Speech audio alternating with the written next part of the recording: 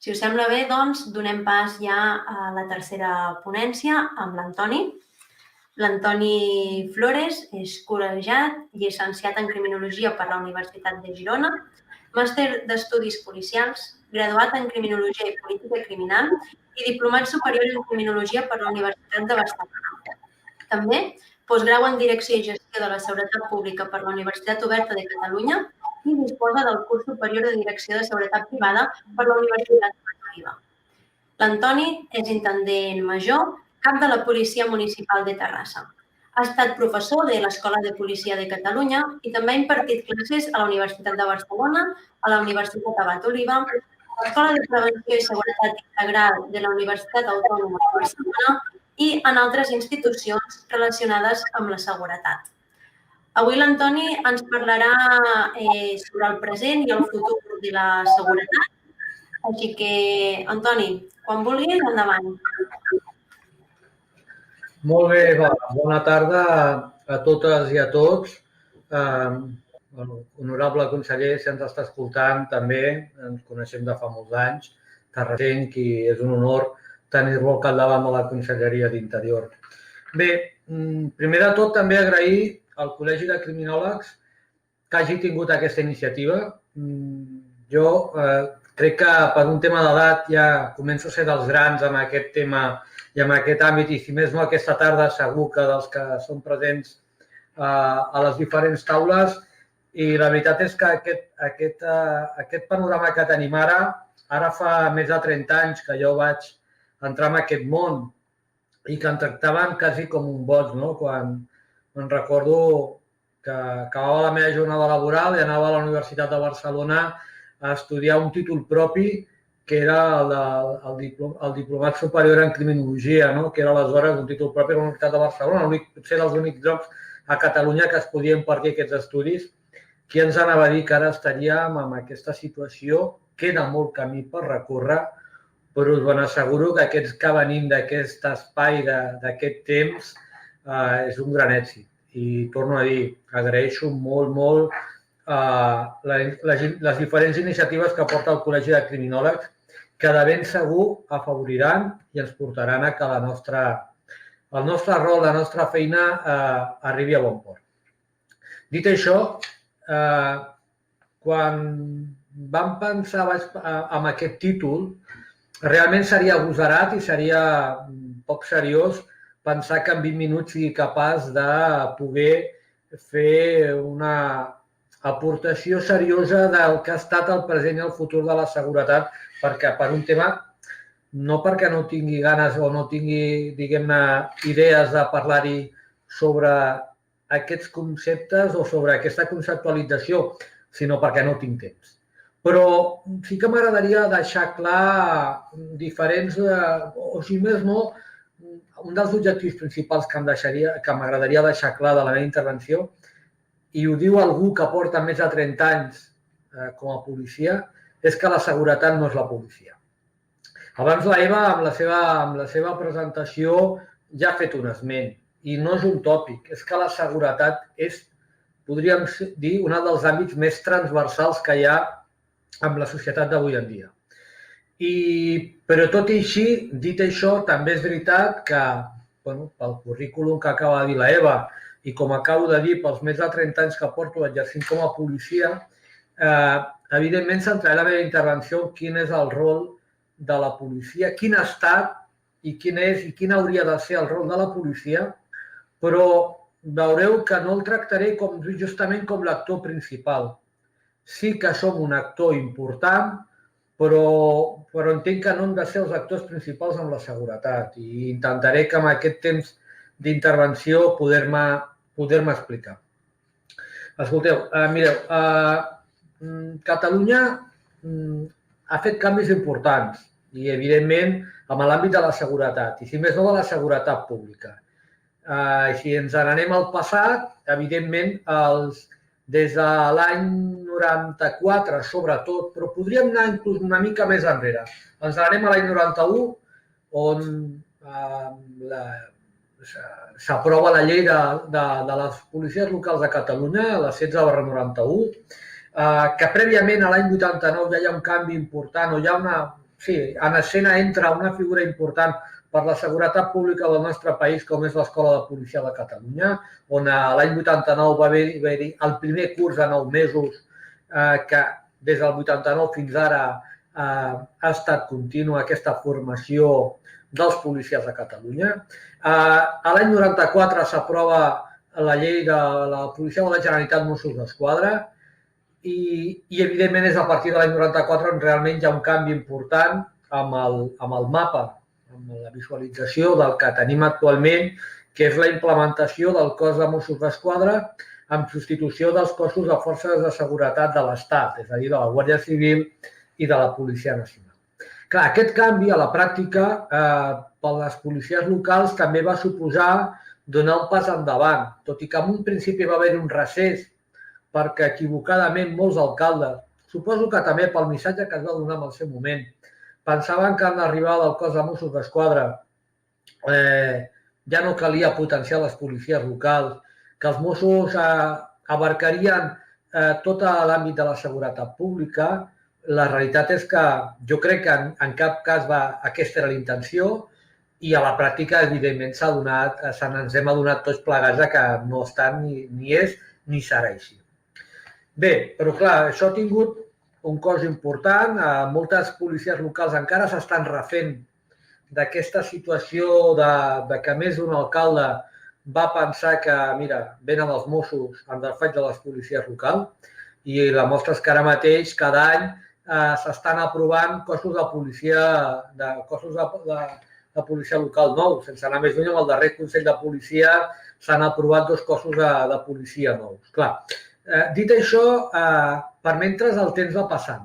El temps va passant i sí que és important aquesta incorporació del que és el sistema de policia de Catalunya, però el problema, i amb això faig una crítica constructiva, que ja està, hem substituït una Policia Nacional a la Guàrdia Civil pel cos de Mossos d'Esquadra, les policies locals hem tingut un moment allò d'impàs, però ara comencem, ja fa un temps, que tornem a tenir aquest rol important que no havíem d'haver deixat en cap moment, però i és veritat que arran de la incorporació del cos de Mossos i del que ha suposat les signatures dels convenis de seguretat que s'han signat en tots els municipis allà on hi ha policia local amb el cos de Mossos d'Esquadra, la incorporació de les policies locals al sistema informàtic policial, que és el compartit amb Mossos d'Esquadra, però francament, més enllà d'això, que no és poc, però més enllà d'això no hem avançat més. Des de l'any 2008, del novembre del 2008, amb l'arribada del cos de Mossos d'Esquadra a les Terres de l'Ebre, poc hem avançat. I estem parlant que ja han passat 12 anys i mig, quasi 13, i hem de donar un pas endavant. I un pas endavant, i amb això m'hi consta que el conseller hi pensa totalment en aquest àmbit, i som molt els caps de policia que hi pensem d'aquesta manera, és que hem de crear un sistema únic de policia. No sé si això pot acabar amb un sol cos de policia a Catalunya, és a dir, una unificació del cos de Mossos d'Esquadra amb les policies locals amb Mossos d'Esquadra. Però el que tenim clar, jo crec que amb això hi ha bastanta unanimitat, és que ha d'haver un sistema únic. Sistema únic, no sabré, torno a dir, no sé si és d'anar cap a un sistema com el de Bèlgica o anar a un sistema com el que van adoptar els holandesos, amb una unificació de tots els cossos. Però el que està clar que ara mateix les forces estan dividides i perquè difícilment es poden coordinar sistemes diferents i això és el que ens està passant ara. Per molt bona relació que hi hagi entre els comandaments policials, per molt bones intencions que hi hagin, ara mateix realment el sistema actual, diguem-ne, que erosiona bastant perquè no estem unificant els esforços com s'havien d'unificar. I ara justament amb la pandèmia, amb aquestes situacions límits, és quan se n'adona més la necessitat d'anar cap a aquest sistema únic. I tot i així, i com també bé ha dit el conseller, no deixem de ser de les institucions millor valorades entre la nostra ciutadania. Imaginem si anéssim cap a un sistema que realment optimitzés al màxim, com no pot ser d'una altra manera, en ple segle XXI optimitzés al màxim el nostre potencial, tant de persones com de mitjans. Bé, segurament que aniríem cap a l'excel·lència. Però abans d'això no arribi, cal reconèixer que el dia a dia va passant. I el dia a dia el que també ens n'adona, si més no, en el meu cas me n'adono, és que tampoc hem canviat les maneres de fer. Hem millorat les maneres de fer, però més enllà de la implementació de nova tecnologia, que evidentment ens està ajudant molt, no estem canviant de com hem d'intervenir o com hem de tractar, millor dit, les problemàtiques socials que moltes d'elles deriven en delinqüència. Pensem que quan parlem de seguretat no estem parlant només de fets delictius. I moltes vegades associa seguretat, fets delictius, igual policia. I jo crec que això és un error que hem de començar ja a superar. I si volem realment tenir una societat segura, hem de cada cop més tractar les problemàtiques que tenim de manera totalment transversal. I tractar-les, aquí és on realment intervé la figura del criminòleg. El criminòleg, ara més que mai, la seva figura és i ha de ser cabdal. Hem d'incorporar, hem de ser valents i hem de començar a incorporar els criminòlegs, bé com a facultatius o no dins dels cossos policials i bé o no a les administracions públiques, a l'àmbit privat, per donar un tractament seriós de les problemàtiques. Però quan parlo de les problemàtiques, quan un porta molts anys amb aquest negoci, com diria jo, com és el de seguretat pública, te n'adones que moltes vegades problemàtiques que no deixaven de ser allò, i anem allò per visualitzar-ho més, la típica problemàtica amb nanos joves que comencen fent actes entremaliats, comencen a fer el que es podria dir comúment com gambarrades, si no li donen un tractament acurat, i això no vol dir que no intervingui la policia, és que moltes vegades intervenim. I què és la nostra intervenció? La nostra intervenció consisteix en que davant d'un fet delictiu o no, que hi hagi un acte de manca de convivència, un acte incívic, i s'intervé. S'intervé, si són menors d'edat i acabem localitzant aquests menors que han fet una malifeta i no és delictiva, o és delictiva d'una igual, es posa en coneixement dels pares sempre i si cal o no cal el coneixement de la Fiscalia o dels serveis socials de l'Ajuntament. Ja està, no es fa més. Si ha d'actuar la part, diguem, penal, entrarà o no la dgaia o entraran serveis socials, però poc més, és anar apagant focs. I realment jo crec que en ple segle XXI anant apagant focs ja no toca. Tocarà, evidentment, perquè és inevitable que hi hagi focs, però hauríem de ser molt més seriosos, hauríem de ser molt més valents i anar a evitar que surtin els focs. I això només es pot aconseguir veritablement fent anàlisis seriosos. I els anàlisis no ho han de fer les policies. Els anàlisis no ho hem de fer els professionals que ja tenim prou en poder anar apagant els focs, perquè segurament aquest és el rol de la policia. Clar, i apagar focs, compte, i també ser-hi per evitar que apareguin els focs. Però per tot això cal un estudi, un anàlisi seriós previ. I és aquí, torno a dir, on els criminòlegs haurien de ser-hi sí o sí. I, de tots és conegut que ara mateix són molt poques les administracions. Jo personalment no conec cap cos de policia que en data d'avui, si més no a Catalunya, tingui reconeguda la figura del criminòleg. Espero equivocar-me, vull dir, però si més no, a mi no m'arriba que pugui existir aquesta figura.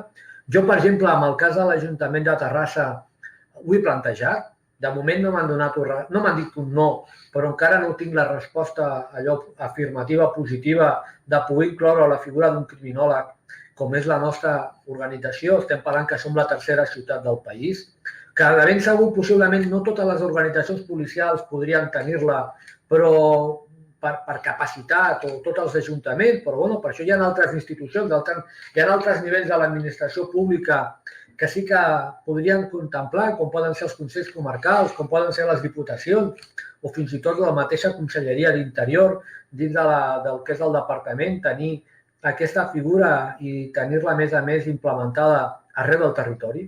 Perquè, torno a dir, el problema no és que no intervinguem, el problema és que intervenim moltes vegades tard i malament.